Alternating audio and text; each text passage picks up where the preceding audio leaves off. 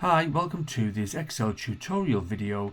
Today we're going to look a little bit more at macros. We're going to look at amending macros, looking at the VBA, the code behind Excel, and how macros are written.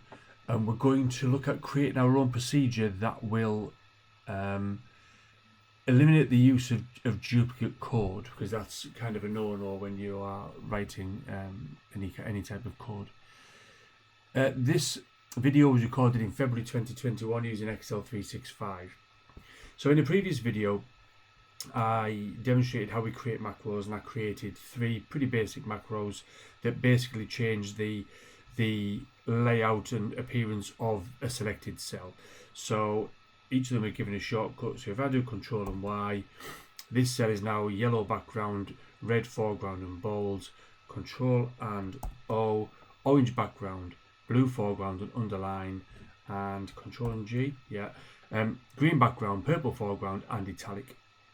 And what I think I demonstrated at the time was what these do is they simply change the appearance. So if I were to say, okay, I don't want this to be the yellow, red and bold, I want it to be the orange, blue and underline. If I do the Control O, what that does is it's made the orange background, it's made the font blue, and it's made it underline, but it hasn't got rid of the bold.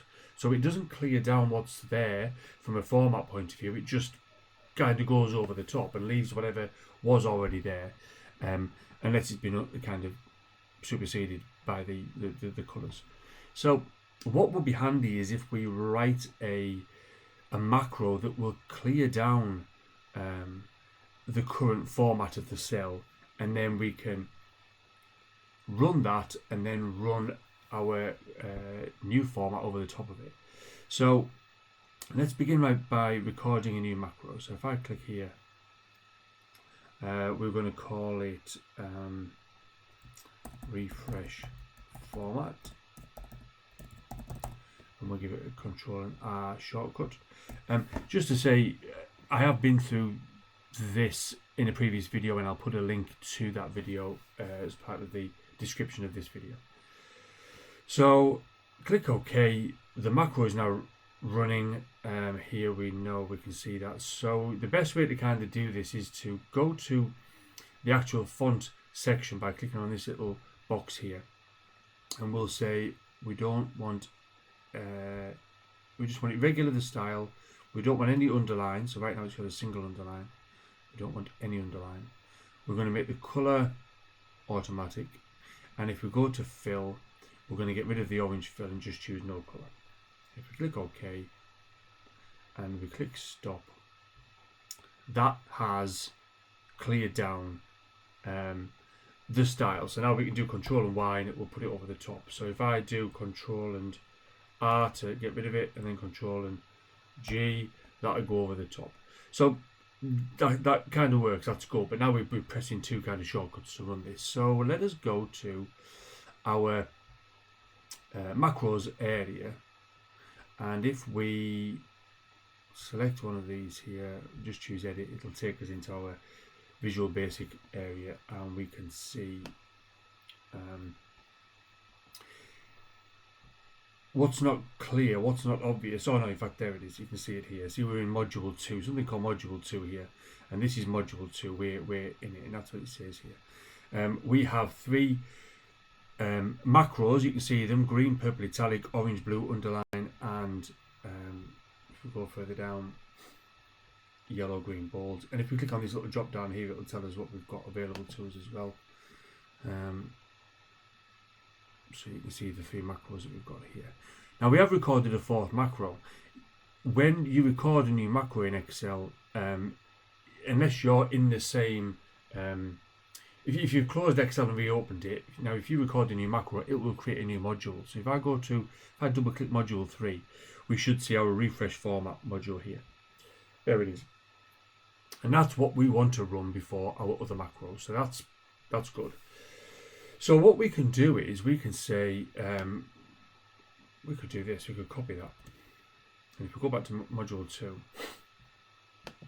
if we go here, we can, before each of the code of our original macro runs, we can put this in, and we know that this code will clear down the style. So let's do that.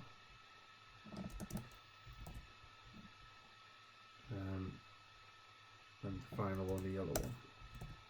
So now I've added our refresh code to each of those macros. So that's fine. Now if I close that, and I come back, if I now come to here and I do Control-O, the italic has gone and it's now underlined. So that's worked, and it's kind of fine. However, if we just go back to macros and we look at this, what we don't want to see is the same code being used over and over again, because let's imagine that to refresh our style, to put it back to how it was, we need to change the size to 12. And in which case, okay, what we need to do here is we need to say, well, that needs to be 12. Now, where else have we got this bit of code? Hold on, it's down here. Where else is it? Somewhere down here. Now, this isn't too bad because we only have 3 macros, but this could be huge. There could be lots of macros all using the same code, and that's not really what we want. If you find yourself copying and pasting and utilizing the same code over and over again within the same Excel document that you've got, what you should be doing rather is just having that code listed once and referencing it. So I'm just getting rid of our code here. So now each macro is back to how it was, and we've got the code here. Not only is this the name of the macro, but also what this is, it's called a procedure. And this name here, this procedure name, this refresh format, is a name that we can call from other macros. So let us just go down to, let's go back to here. And if we now come here and we start typing refresh, if I press Control and space, it will offer me, it will say, do you mean this? And in which case there is only one option if something that begins with REF. If I come down to here and I do just R, do Control space, we should get a lot of options. If I do RE, there's refresh format. And if I go down to here, oops,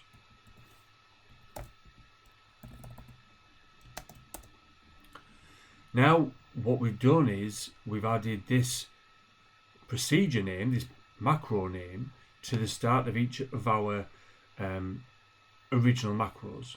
So what will now happen is the macro will run, it will come it will fire this first and clear down all of the formatting, and then it will fire all of this logic below. So let us just see that in action. So if I come to here and I do Control and G, you can see the bold has gone and it's now italic, and if I do Control and Y, we go back. Now if you kind of want proof of this, let us look at one more thing before we come to the end of this video. So if I open up, I've just run the macro, so if I do Control Y again, if I open up this macro, if I choose edit, so this is the green purple italic macro, Control and G. I'm going to put in this border here, you can select on a line, you can press your mouse button and it will make the line purple. That's called a breakpoint, and when you run your macro, Excel will run up to the point of this breakpoint and it will stop, and it will allow you to watch each entry, each bit of the macro line by line, and how it affects the data behind, how it affects Excel. So if I've got this here now, if I close this window and I do Control and G here, it opens up here and it says, I'm not just going to run this, I'm going to stop here and I'm going to allow you to watch the macro in action. And if we go to debug, you can step into each bit of the macro line by line by pressing F8. So I'm going to do that. So if I press F8, it goes to refresh format. If I press F8, it goes line by line, and it says, right, the font is regular, and the size, strike through, where's the underline? Underline is none, so you can see here the underline has disappeared.